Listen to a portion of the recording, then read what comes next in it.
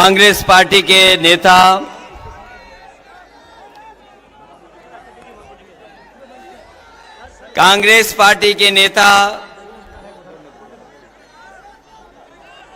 राहुल गांधी जी, मंच पर उपस्थित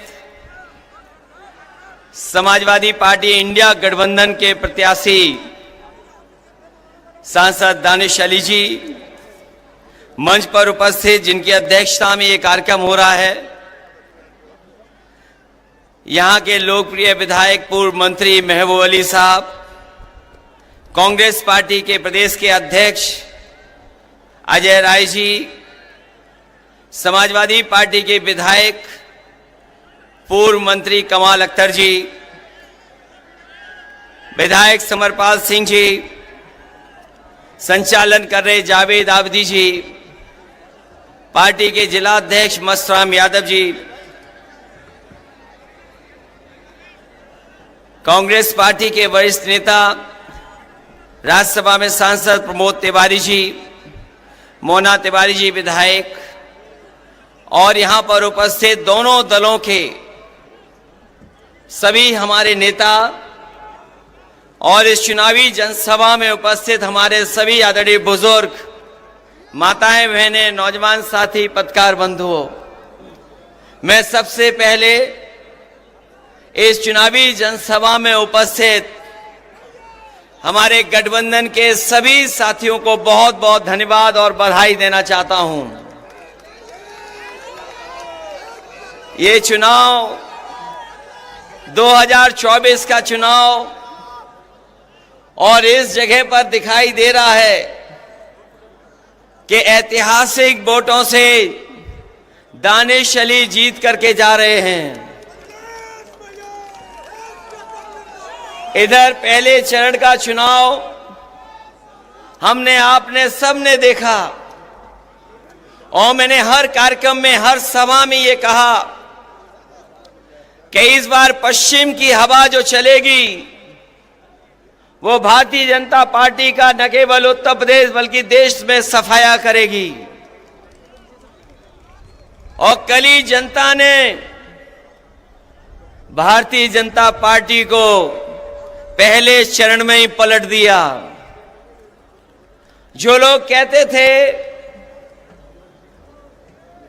कि उनकी फिल्म चल नहीं रही है, मैं उन्हें बताना चाहता हूं, पहले दिन ही पहला शो भारतीय जनता पार्टी का फ्लॉप रहा।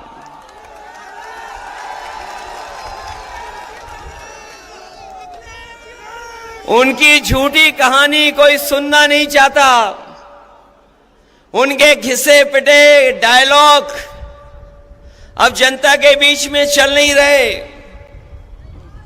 उनकी सब खिड़कियां खाली हैं, कोई उत्साह नहीं दिखाई दे रहा है।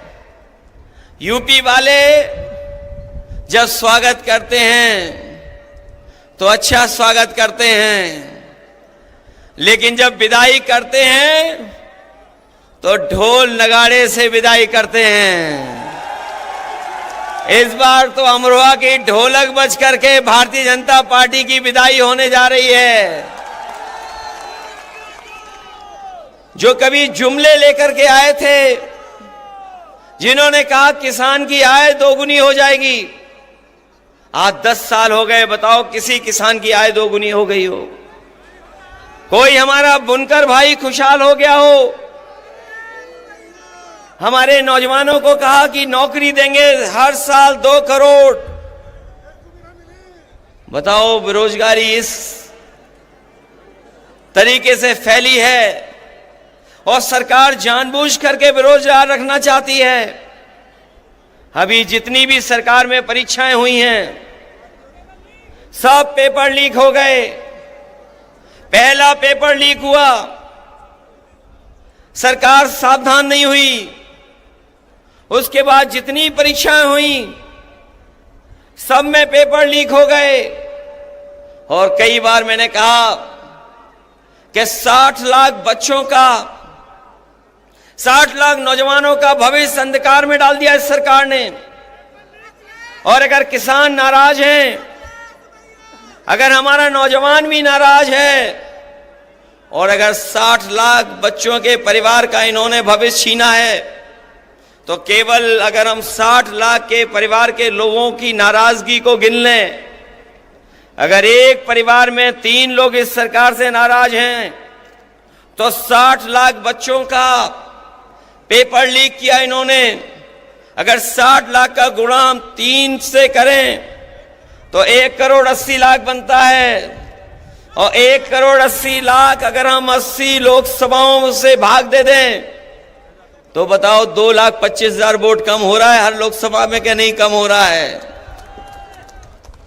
और जिस तरीके से खुल करके बहुत सारे परंपरागत वोट जो बीजेपी को मिला करता था वो खुल करके विरोध कर रहे हैं। हर लोकसभा में पंचायत हो रही है। ऐसे परंपरागत वोट जो भारतीय जनता पार्टी के खिलाफ खड़े हो गए हैं, मैं उनकी राजनीतिक चेतना को धन्यवाद और बधाई देता हूं कि वो भारतीय जनता पार्टी को हराने के लिए अपना पंचायत कर करके फैसला ले रहे हैं। मैं उनको बधाई देता हूं। ये जो जुमले दिए थे वो गारंटी दे रहे हैं। इन्होंने कभी कोरोना भगाने के लिए ताली और थाली बजवाई थी, ये गारंटी नहीं, ये घंटी है इनकी। हमें इनकी गारंटी नहीं चाहिए। हमें बाबा साहब भीमराव अम्बेडकर जी ने जो संविधान में हमें गारंटी दी है वो संविधान की गारंटी चाहिए, और वो संविधान की गारंटी ही आपको अधिकार दिलाएगी। संविधान की गारंटी हमें आपको सम्मान दिलाएगी।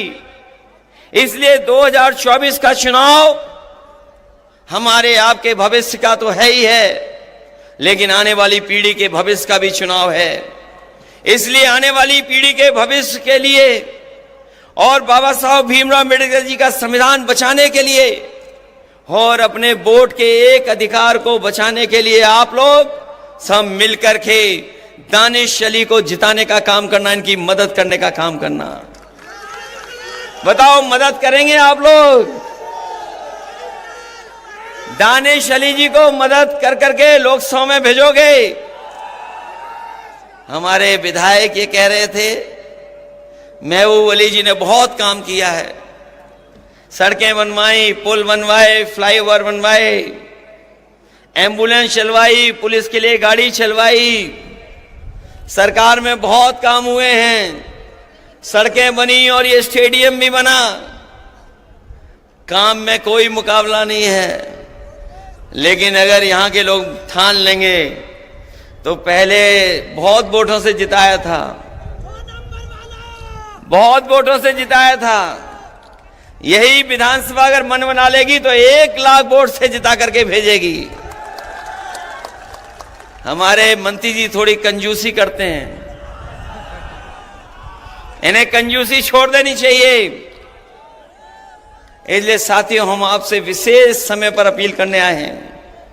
ये गठबंधन जो बना है, यहां एक एक बैठे नौजवान बुजुर्ग चाहते थे गठबंधन बने। कोई कहता था खुल करके, कोई दिली दिल सोचता था कि गठबंधन हो जाए। आप मनी मन सोचते थे कि गठबंधन हो जाए। हम लोगों ने बड़े मन से गठबंधन किया है। इसलिए मैं अपने सभी साथियों से कह रहा हूं कि गठबंधन का प्रत्याशी ऐतिहासिक वोट से जीत करके जाए।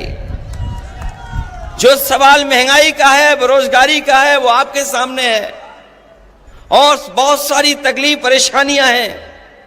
उत्तर प्रदेश और दिल्ली की सरकार ने मिलकर के उत्तर प्रदेश के साथ भेदभाव किया है, और इस भेदभाव को मिटाने के लिए और अपने मान सम्मान के लिए और संविधान बचाने के लिए आप लोग वोट कर देना।